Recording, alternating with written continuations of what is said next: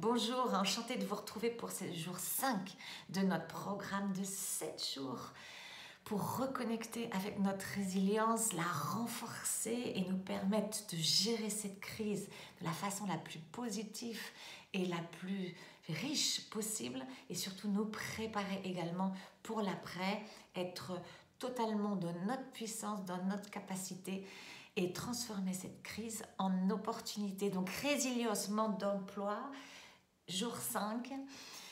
Aujourd'hui, voilà, hier on a vu tout ce qui est, vous avez fait vos listes des opportunités que vous êtes déjà en train d'expérimenter.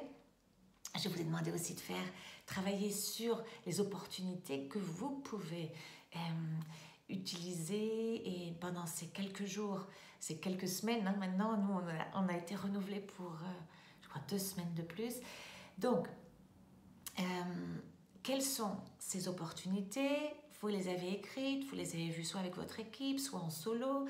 Et puis, vous avez commencé à mettre des dates. Parce que, oui, on peut dire, oh, encore 2 semaines, mais ça va passer vite. Quand on a un plan de travail, quand on a des objectifs, quand on a une vision, et quand on a fait ce travail que vous avez fait tous ces jours, de vraiment connecter avec ce qui est possible pendant ces temps de confinement, vous allez voir que je pense que vous en avez déjà l'expérience d'après les commentaires que je lis et ceux que j'entends. Donc, vous avez ce sens, voilà, ouais, tout est possible. Ok, donc on avance et quand on avance, le temps passe vite.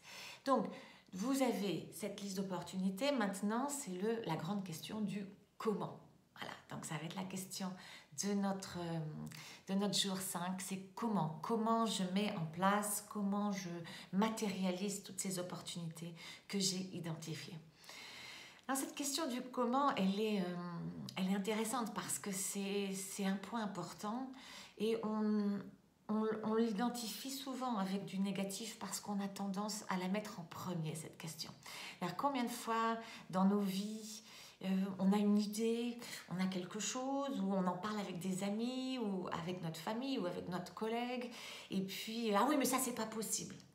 Parce qu'on se connecte déjà avec le comment. Donc, comment? C'est pas possible. On n'a pas ce qu'il faut, on ne sait pas faire, etc. Voilà. Donc ça, quand on met cette question en premier, au lieu de finaliser, de réfléchir, d'affiner la vision et l'objectif et l'opportunité qu'on a envie de créer et de matérialiser, voilà, ce qui se passe, c'est que dès qu'on met le comment, c'est pas possible. Parce que, et ça c'est ce qu'on va voir dans le comment, on a tendance à oublier une des ressources principales. La ressource principale d'ailleurs. Donc, quand on utilise cette question en premier, non. La question qu'on se pose en premier, c'est quoi? On peut après passer au comment et après au quand. C'est vrai que je vous ai demandé de commencer au quand parce que voilà, on est aussi dans un moment d'incertitude et c'est une des techniques pour reprendre le lead sur cette incertitude, c'est voilà, de se mettre des dates, de contrôler le calendrier même si on ne sait pas ce qui va se passer demain.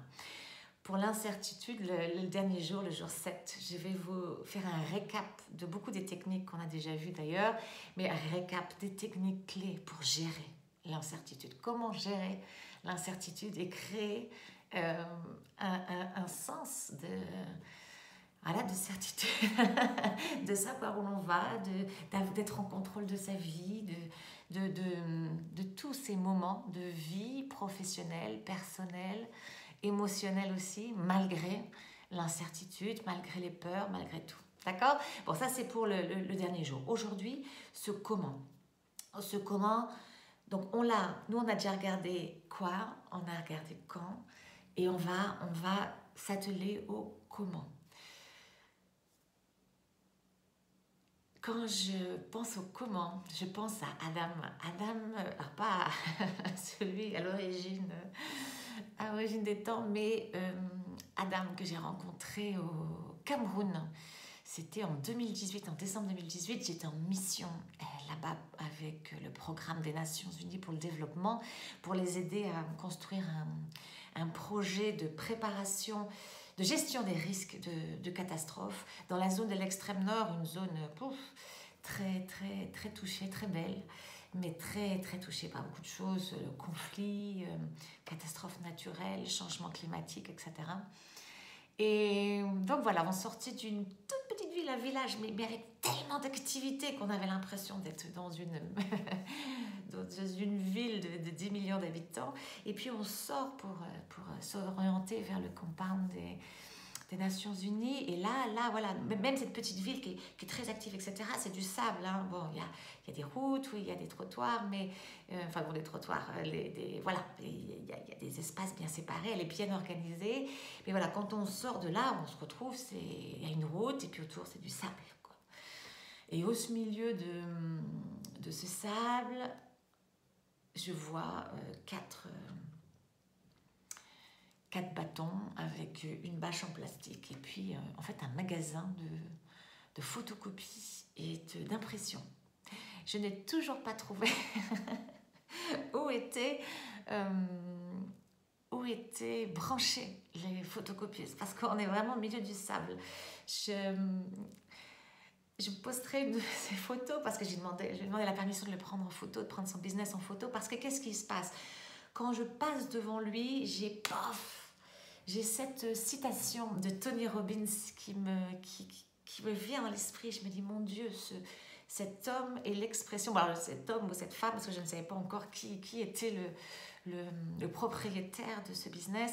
Quand je vois ça, j'ai cette phrase qui me vient de Tony Robbins, qui dit, ce n'est pas une question de ressources, c'est une question d'ingéniosité, de débrouillardise.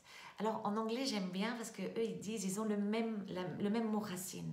It's not about resources, it's about resourcefulness. Ok?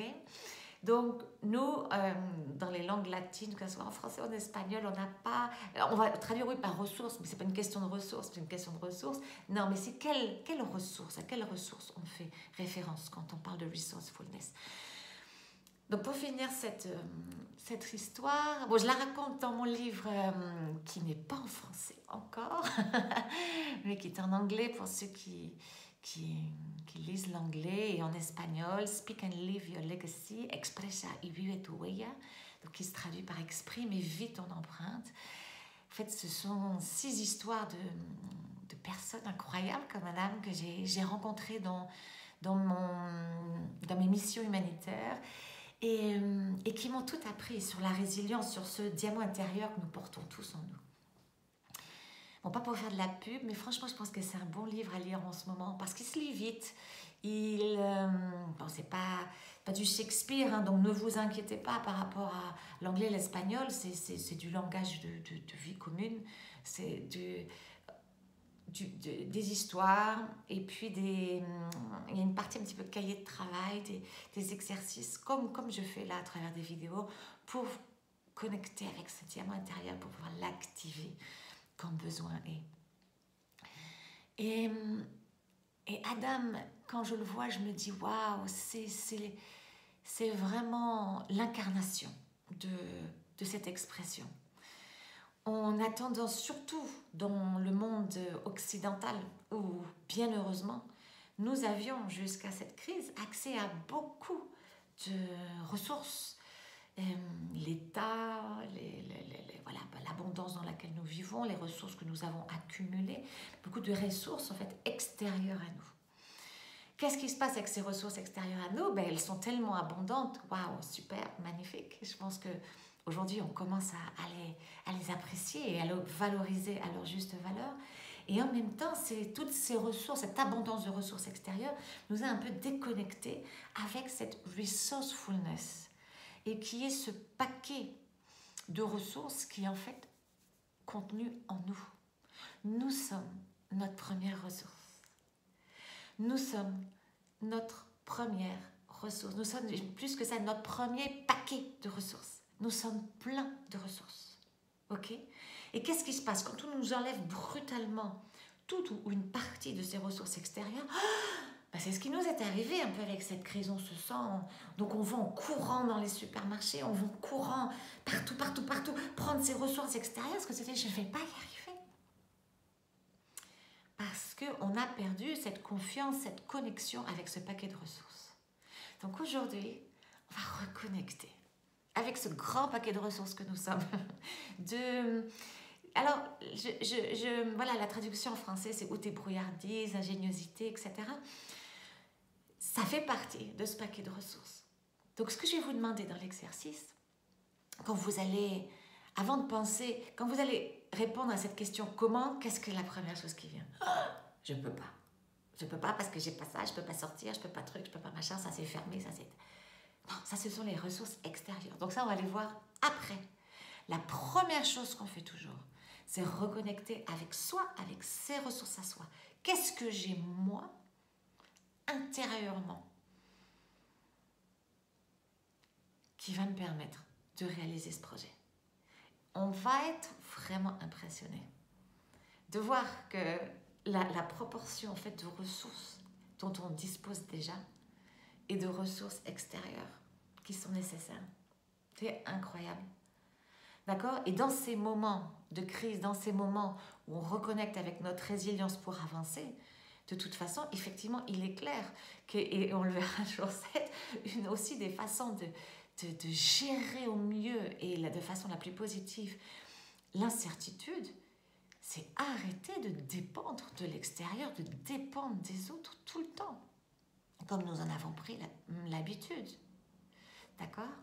Nous sommes tellement resourceful, nous sommes tellement pleins de ressources et beaucoup plus. Alors on va les gratter, on va les retrouver, on va les reconnecter et on va les trouver les autres. Exercice. 2 parties. Une, allez chercher ce vieux CV, peut-être si vous êtes entrepreneur ou si vous êtes freelance ou quelles que soient les raisons, peut-être il est très vieux, c'est pas grave, prenez ce que vous avez, peut-être qu'il est déjà mis à jour assez récemment, parfait, vous le reprenez. Reconnectez-vous avec toute cette expérience professionnelle. Maintenant, c'est la mode depuis déjà une dizaine, quinzaine d'années, de mettre en valeur dans les CV les aptitudes, les qualités que nous mettons en pratique dans notre faire, dans nos activités, dans la façon dont nous implémentons. Alors, reconnectons avec tout ça et profitons-en pour mettre à jour le CV, ou justement... présenter toutes ces qualités, cette ingéniosité, cette débrouillardise, ces qualités sur lesquelles nous n'avons pas réussi à mettre de mots ou de phrases. On va revoir tout ça. Puis permettez-vous de revoir toutes ces activités, toutes ces expériences professionnelles, tous ces boulots que vous avez eus, tout ce que vous avez fait. Et aussi, une des choses à la mode dans les CV, c'est vraiment de connecter avec les résultats. Donc, qu'est-ce que vous avez réussi dans ce travail? Donc, non seulement cet exercice va vous permettre de reconnecter avec ce qui est important, ce que vous avez réussi, quelles sont les qualités que vous mettez en pratique quand vous faites ça, qu'est-ce que vous savez faire parce que vous l'avez déjà démontré, et vous en profitez en plus pour mettre à jour votre CV. D'accord? Parce que vous ne savez pas aussi quelles sont les opportunités qui vont apparaître demain, soit de travail, soit aussi une demande d'avoir votre biographie ou le besoin de faire votre biographie en quelques phrases, et vous aurez besoin d'avoir ce niveau de détail pour savoir ce que vous avez envie de mettre en valeur. Ok? Donc, première partie de l'exercice, reprenez votre CV parce que votre CV, c'est un petit peu une histoire de votre vie et vous avez envie de reconnecter avec ça, de le détailler et de rentrer vraiment sur ce qui est vous. D'accord? Vous êtes le premier. Vous êtes l'unique instrument de votre résilience. Ok? Donc, c'est ça qu'on est en train de sortir. Tous ces ressorts que vous avez. Deuxième partie de cet exercice, vous allez rentrer à voir le comment vous allez mettre dans ces différentes activités que vous avez prévues, ces différentes opportunités que vous avez identifiées, comment vous allez mettre en pratique ces différentes compétences, qualités, ressorts que vous avez, expériences professionnelles, comment vous allez les mettre à profit pour l'implémentation de ces opportunités. D'accord? Vous allez vous demander comment j'ai su le prénom d'Adam. Puis j'étais tellement impactée par lui, par son ingéniosité, sa débrouillardise, son esprit d'entrepreneuriat. Il ne s'est pas dit ah, j'ai pas la ressource, j'ai pas l'argent, j'ai pas le truc, j'ai pas le programme, j'ai pas le ceci. Il s'est dit je veux faire ça. Ça doit dans le sable, sur la mer, je suis sûre qu'il serait capable de le faire. Il a monté son truc. Donc je suis allée le voir et je lui ai demandé la permission de le prendre en photo. Je lui ai expliqué, je lui ai dit quand je vous vois, je vois cette citation, j'ai envie de partager l'inspiration que vous me donnez avec le monde entier. Et il m'a regardé, je ne sais pas s'il était surpris ou il a pensé que j'étais un petit peu folle. mais voilà, c'est reconnecter avec cet Adam que vous avez en vous. D'accord ? Merci. Je vous retrouve demain, jour 6 de notre programme Résilience mode d'emploi.